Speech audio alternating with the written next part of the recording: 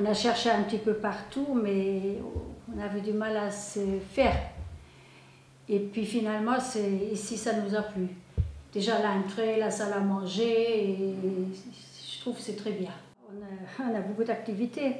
On a un choral, les lundis on chante, le mardi atelier mémoire, mercredi théâtre, jeudi, qu'est-ce qu'on fait jeudi? Jardinage, après encore tricot à une journée, et puis la semaine elle est finie. Hein. On n'a même pas le temps pour tout faire. Je me sens chez moi, dans mon appartement, et puis je participe à ce que j'ai envie.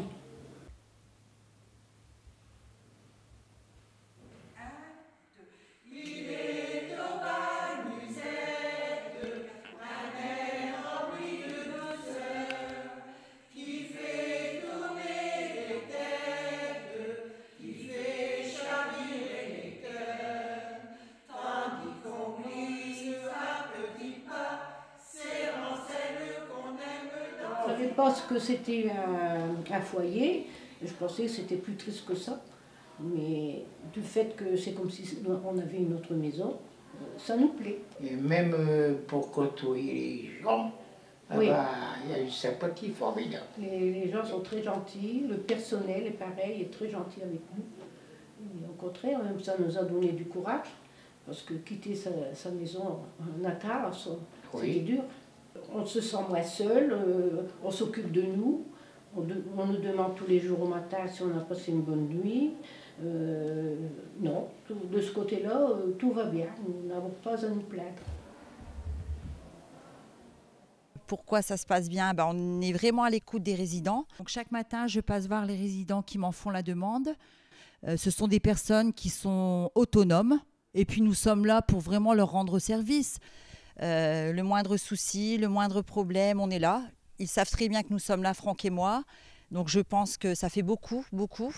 Le moindre souci aussi en question santé, question médicale, donc on gère directement avec l'infirmier ou le médecin. Donc c'est pareil. Que ce soit Franck ou moi, on est vraiment les petits-enfants des résidents, les petits-enfants qui sont loin. Moi je pense que notre rôle il doit être le plus discret possible, donc d'être toujours présent. Mais de savoir également se faire oublier, de ne pas être intrusif auprès des résidents. Donc tout ça vraiment dans une grande discrétion et puis vraiment laisser l'intimité aux gens ici. Vous savez, quand vous ne pouvez plus faire grand-chose à la maison ou que vous devez avoir recours aux enfants sans arrêt, ils le font de bon cœur. Mais seulement, quelque part, ça vous peine de voir que ce jour-là, ils avaient prévu autre chose, par exemple. Je prends ma voiture, je vais faire mes courses. J'aide même... ici, il y en a beaucoup qui ne sont pas mairie, qui ne connaissent pas. Ben, je vais avec eux à l'Intermarché une première fois. J'étais à la poste hier avec une autre, parce qu'elle avait des papiers elle me dit, mais je ne sais pas où c'est. Je dis, bien, je vais voir l'église, je vais voir la mairie, le peu que je peux. Ah, c'est ma 4e vie. Il y a l'enfance, l'adolescence, après il y a la vie d'adulte, et puis maintenant j'ai mon 3e âge. Non, moi je me sens bien, très bien.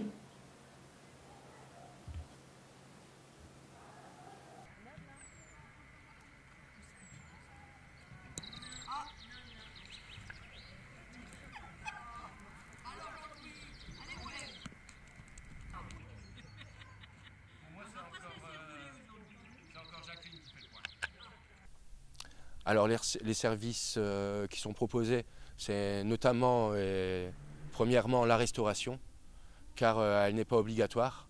Les gens dans les appartements ils sont équipés de kitchenettes, donc ils peuvent très bien être autonomes et on a aussi une partie de nos résidents qui sont autonomes là-dessus et qui ne viennent jamais au restaurant ou qui viennent ponctuellement. Ça peut être des prestations qu'on appelle les prestations diverses. Donc ça peut être le ménage en chambre, donc c'est un forfait qui existe. Comme service, on a aussi la location d'un garage ici au sous-sol. On peut faire les machines à laver des résidents.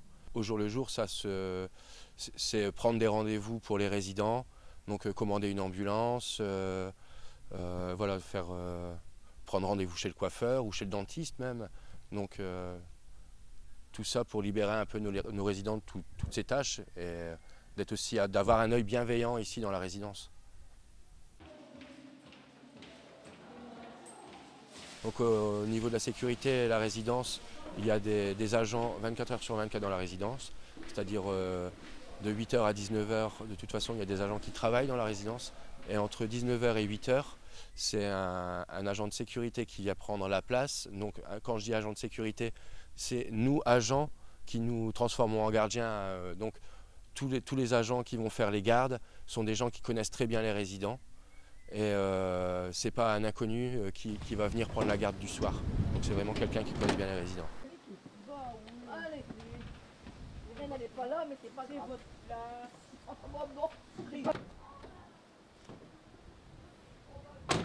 Donc on garde le foyer ouvert sur l'extérieur, notamment pas qu'à la famille, mais aussi lors de certaines animations ou certains projets à long terme avec des enfants, soit des centres de loisirs, soit des écoles. On a fait quelques événements comme ça ponctuellement ensemble.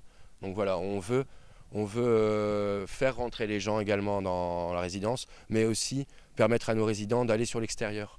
Car par exemple dans nos animations, il nous arrive assez souvent d'aller sur la médiathèque ou même plus loin, parce qu'il y a toujours quelque chose qui est organisé sur Méricourt, un spectacle qui peut être vu et qui est à des heures bien pensées aussi pour le troisième âge.